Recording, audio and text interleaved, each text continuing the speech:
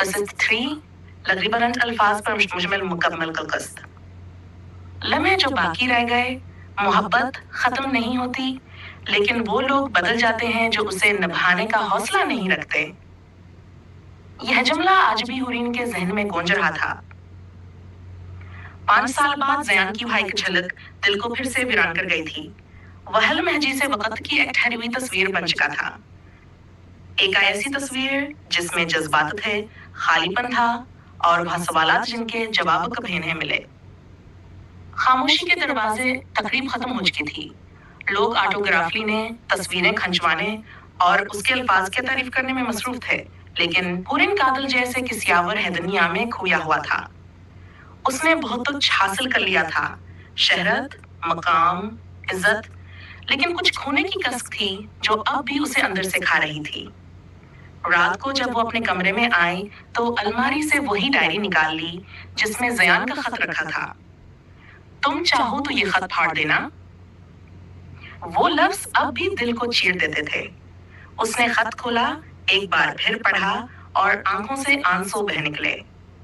زیان، اگر تم نے وقت پر سچ بولا ہوتا تو شاید ہم آج ساتھ ہوتے.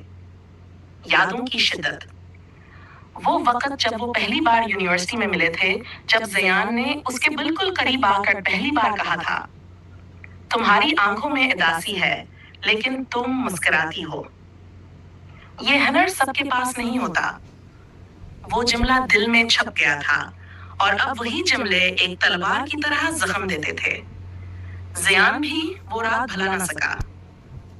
حورین کی ایک نظر نے اس کی روح کو جھنجھوڑ کر رکھ دیا تھا. وہ خاموشی جس میں برسوں کی پشیمانی لپٹی ہوئی تھی، اس کے لیے سب کچھ کہہ گئی تھی. کاش وقت کو واپس لایا جا سکتا، لیکن وقت صرف آگے بڑھتا ہے، پیچھے نہیں پلٹتا. نئے چہرے، پرانے زخم. اب حورین کی زندگی میں کچھ نئے کردار بھی آ چکے تھے. اس کی ایڈیٹر نائلہ ایک مضبوط مگر نرم دل عورت تھی جو اس کی خاموشی کو سمجھتی تھی. نائلہ نے ایک دن کہا، حورین، تم لفظوں میں جو درد بن دیتی ہو وہ لوگوں کے دلوں کو چھو جاتا ہے، لیکن تم خود کیوں اس درد کو جانے نہیں دیتے؟ حورین نے مسکرا کر جواب دیا، کیونکہ میں جانتی ہوں کچھ درد دل سے نہیں جاتے، وہ عمر بھر ساتھ رہتے ہیں. زیان کا سفر. زیان نے خود کو بہت بدلا تھا. اب وہ ایک کامیاب بزنس مین تھا، لیکن دل کا دیوالیہ پن وہی تھا. دن کے ہنگاموں میں وہ ہنستا، لوگوں سے ملتا، لیکن راتوں میں صرف حورین کی یاد کے ساتھ زندہ رہتا. اس نے کبھی دوسری محبت کی کوشش نہیں کی، کیونکہ دل وہی تھا، زخم بھی وہی.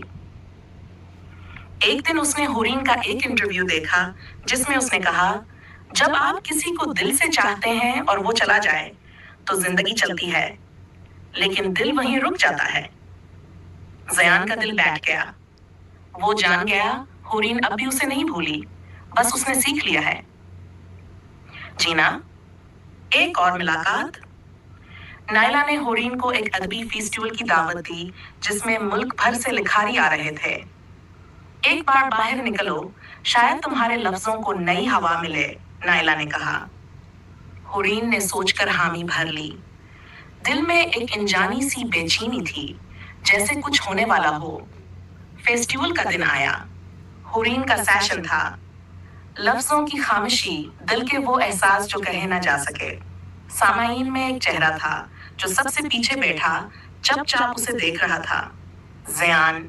وہ اس کی ہر بات سن رہا تھا، جیسے دل کی ہر دھڑکن پر لبیک کہہ رہا ہو.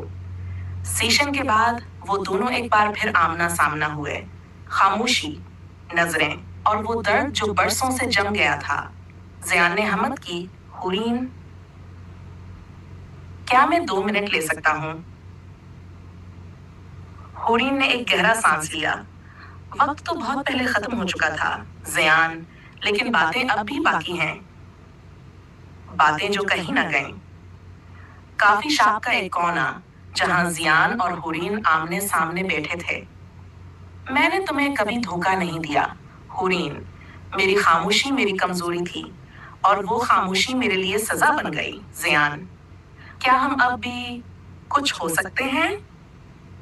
हुरैन ने आहिस्ता से जवाब दिया, मोहब्बत खत्म नहीं हुई, लेकिन वो भरोसा, वो वक्त, वो सब कुछ अब कहीं खो चुका है। ज़ियान की आंखें भर आईं, तुम्हें खोकर मैंने सब कुछ खो दिया। हुरैन ने हाथ बढ़ाकर उसके हाथ पर रखा, और मैंने खुद को नए सफर की इब्तिदा। इस मुलाकात के बाद दोनों ने दिल की बात कह दी थी। ज़यान अब समझ चुका था कि वो हुरैन की जिंदगी का हिस्सा रहा, लेकिन अब वो उसकी कहानी बन चुका है, अंजाम नहीं। हुरैन ने एक नया नावल लिखना शुरू किया, और वो जो अब है, ये नावल उसकी रूह की कहानी थी। मोहब्बत, खामोशी, तकलीफ और माफी। वो लिखती गई, और लफ्जों में वो जख्म बहते गए जो बरसों से दिल में जमे थे। इख्तितामिया। मोहब्बत कभी खत्म नहीं होती, वो सिर्फ रूप बदल लेती है। कभी याद, कभी दुआ, और कभी एक मुकम्मल नावल बनकर दुनिया के सामने आ जाती है।